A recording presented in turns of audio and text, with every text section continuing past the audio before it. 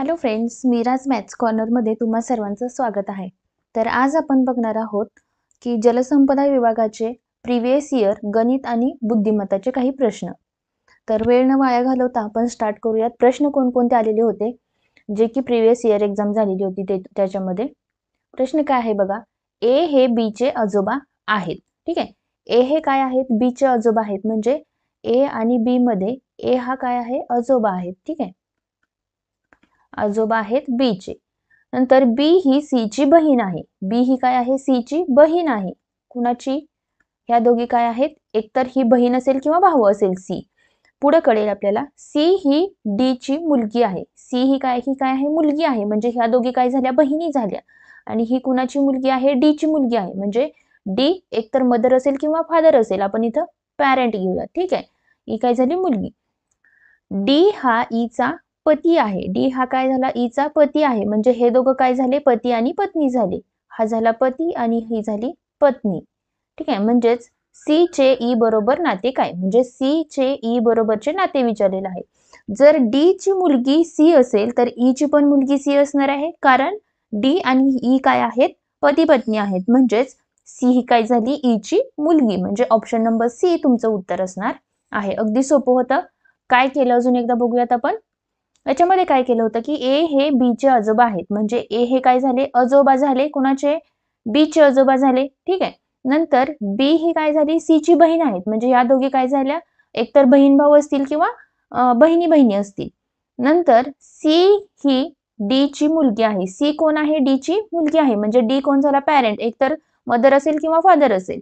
नंतर काय झाले की डी हा ईचा पती आहे. म्हणजे डी आणि ही हे पती पत्नी असतील तर ही मुलगी आहे. बी आणि सी मुली झाल्या. म्हणजेच डी ची मुलगी कोण असणार आहे? सी आणि बी. डी आणि ई च्या मुली असणार आहेत बी आणि सी. म्हणजे सी आणि ई चे रिलेशन काय झालं की मुलगी आणि आई. पण आपल्याला काय विचारलंय? सी चे ई बरोबरचे नाते काय? सी कोण असणार आहे? ई ची मुलगी असणार आहे. म्हणजे ऑप्शन नंबर सी हा तुमचा बरोबर आहे. पुढचा प्रश्न बघूयात आपण. एक माणूस आपल्या घरापासून चालण्यास सुरुवात करतो आणि 6 किलोमीटर उत्तर दिशेला चालतो. ठीक आहे. 6 किलोमीटर कुठे चालत आहे तो? उत्तर दिशेला चालतोय. ठीक आहे. म्हणजे जर तो इथं असेल तर इथून जर 6 किलोमीटर घेतलं तर वरती जाणार 6 किलोमीटर.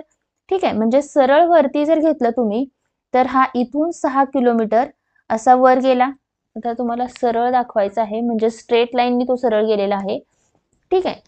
आता समजा जर आपण इथून काढलं तर हा इथून असा सरळ इथून गेला 6 किलोमीटर वरती. 6 किलोमीटर चालला हा या साईडला. नंतर काय करतो तो? उत्तर दिशेला चालला. मग तो डावीकडे वळून 4 किलोमीटर चालतो. याची उजवी बाजू ही असणार आहे आणि डावी बाजू ही. डाव्या बाजूला काय केला तो? 4 किलोमीटर गेला. मग तो उजवीकडे वळतो 1 किलोमीटर चालतो. आता इकडे 4 किलोमीटर गेल्यानंतर उजवी साईड कोणती झाली त्याची? ही झाली. इथे 1 किलोमीटर वळला. मग तो उजवीकडे वळतो आणि 3 किलोमीटर चालतो. इथून उजवी बाजू इथपर्यंत 3 किलोमीटर तो चाललेला आहे. नंतर काय करतो? 4 किलोमीटर चालतो. तो कसा चालतो? मग तो उजवीकडे वळतो आणि 4 किलोमीटर चालतो. ह्याची उजवी बाजू कोणती असणार आहे? खालच्या साईडला असणार आहे. इकडे काय करतो तो? 4 किलोमीटर चालतोय. ठीक आहे. हे टोटल अंतर किती झालं? 4 किलोमीटर झालं. आता बघा याच्यामध्ये हे आणि हे समोरासमोर आहे. म्हणजे हे झालं 1. हे टोटल 4 आहे. म्हणजे हा एवढा पार्ट किती झाला? 3 किलोमीटर झाला. ठीक आहे. नंतर काय करतो तो? डावीकडे वळतो आणि 1 मीटर चालतो. म्हणजे याची बघा आता याचं तोंड कुणीकडे आहे? ह्या दिशेला असणार आहे. या दिशेला असेल तर ह्याची ही उजवी बाजू झाली आणि ही कोणती झाली? डावी बाजू. हा डाव्या बाजूला कुठं जाणार? 1 किलोमीटर जाणार. म्हणजे 1 काय झाला? इकडे झाला. ठीक आहे. म्हणजे तो पोहोचला कुठे? इथे. तो निघाला होता कुठून? इथपासून निघाला होता. म्हणजेच तुम्हाला त्याच्या घरापासूनचं अंतर किती आहे हे विचारलेलं आहे. म्हणजे तुम्हाला हे अंतर काढायचं आहे एवढं. आता ते अंतर कसं काढाल तुम्ही? तर बघा याच्यामध्ये हे पूर्ण अंतर 6 होतं. हे एवढं अंतर आपल्याला भेटलेलं आहे 3 किलोमीटर. हे एवढं 3 आहे. म्हणजे राहिलेलं हे किती असणार आहे? तर 3 किलोमीटर. तुमचं उत्तर असेल 3. हा पहिला ऑप्शन. जर समजलं नसेल तर अजून एकदा बघूयात आपण काय काय केलं ते.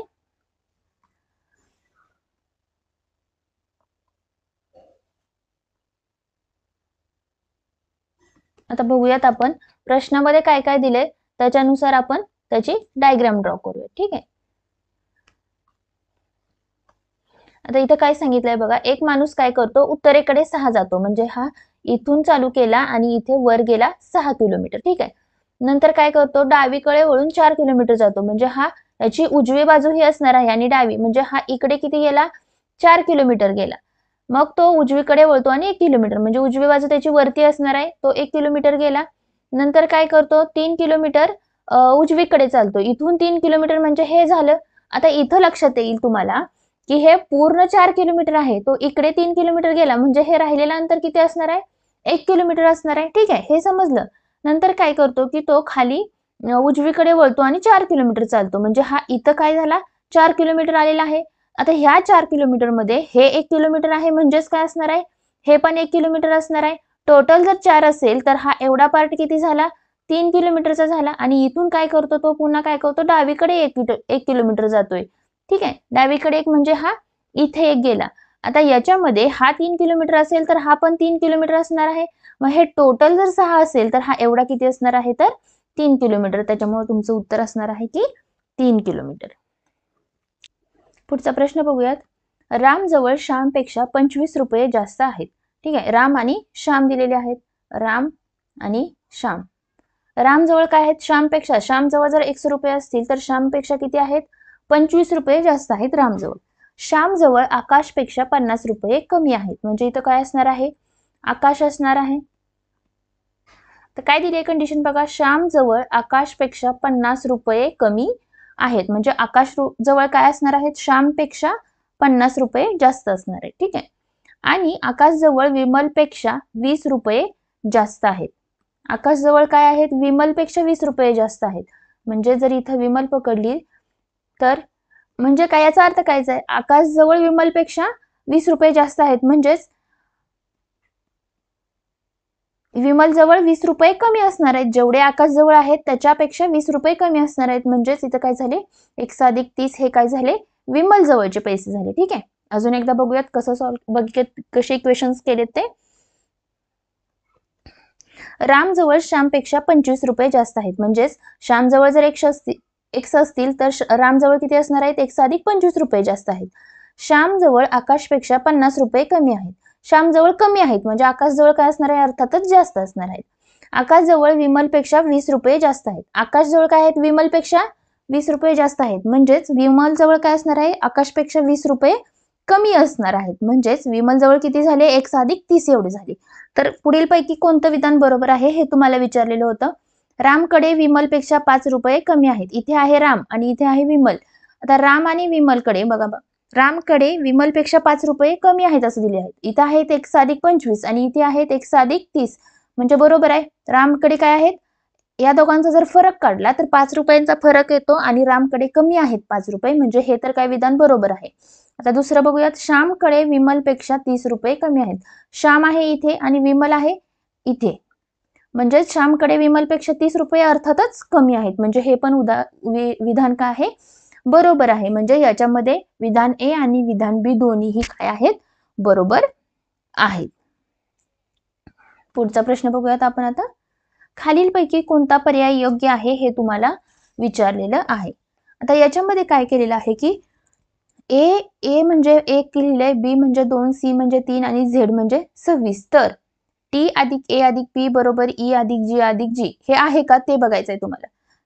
जर आपण ABCD ला असे नंबर लिहून घेतले तर टी चा नंबर आहे 20वा, ए चा नंबर आहे 1 आणि पी चा नंबर आहे 16. ह्या सगळ्यांची जर बेरीज केली तर येते 37. आता इथं बघूयात, ई चा नंबर आहे 5वा आणि जी चा नंबर आहे 7 आणि जी डबल वेळ आहे. 5 आणि 7 12, 12 आणि 7 19, म्हणजे हे आणि हे बरोबर आहे का, नाही, म्हणजे तुमचा ऑप्शन नंबर 1 तर रॉंग आहे, ठीक आहे. आता ऑप्शन नंबर 2 बघूयात, बी बघूयात. बी मध्ये काय दिलेलं आहे, आपण बी मध्ये काय आहे, बी इथे बी चा नंबर आहे 2 अधिक ए चा नंबर आहे 1, सी चा नंबर आहे 3 आणि के चा नंबर किती येतो, तर के चा नंबर आहे 11. ह्या सगळ्यांची जर बेरीज केली तर बेरीज येते 17. नंतर सी चा नंबर किती आहे, 3 आहे, ए चा नंबर आहे 1 आणि टी चा नंबर किती आहे 20, ठीक आहे. 20 आणि 4 किती येतात, 24 येतात आणि इथं साइन कसं आहे, असं आहे, म्हणजे 17 हा लहान आहे 24 पेक्षा, म्हणजे ऑप्शन नंबर बी तुम्हाला काय भेटलेला आहे, बरोबर भेटलेला आहे. म्हणजे तुमचा योग्य पर्याय काय असणार आहे, ऑप्शन नंबर बी हा तुमचा योग्य पर्याय असणार आहे. पुढचा प्रश्न बघूयात. प्रश्नचिन्हाच्या जागचा क्रमांक तुम्हाला शोधायचा आहे. ठीक आहे. 2, 3, 8, 27 आणि क्वेश्चन मार्क आणि 565 हे तुम्हाला दिलेलं आहे. आता याच्यामध्ये बघा, जर आपण नंबर सिरीज लिहून घेतली तर तुम्हाला याच्यामध्ये कोणता संबंध भेटतोय का ते बघूयात आपण. तर इथं जर बघितलं तर 2 गुणिले जर 1 केला तर आणि अधिक 1 केला तर तुम्हाला काय भेटेल? 3 भेटेल. जर 3 गुणिले 2 करून अधिक 2 केला तर किती भेटेल? 8 भेटतो.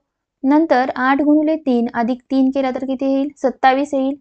नंतर 27 गुणिले किती करावं लागेल? 4 आणि अधिक 4 करा म्हणजे किती येतोय बघूयात आपण. 27 गुणिले जर 4 केलं तर 7 चोक 28, 4 दोन्ही 8, 8 आणि 2 10, 108. 108 अधिक 4 केलं की 112 येतील. आणि तोच सिक्वेन्स जर पुढे घेतला तर 112 गुणिले 5 करून अधिक 5 मिसळलं तर तुम्हाला उत्तर करेक्ट 565 येतं. त्याच्यामुळे तुमचं उत्तर असणार आहे 112 हे तुमचं उत्तर असणार आहे. ठीक आहे. तर अशा प्रकारे आपण काही क्वेश्चन्स बघितलेले आहेत. नेक्स्ट लेक्चरमध्ये आपण अशाच प्रकारचे काही क्वेश्चन्स बघूयात.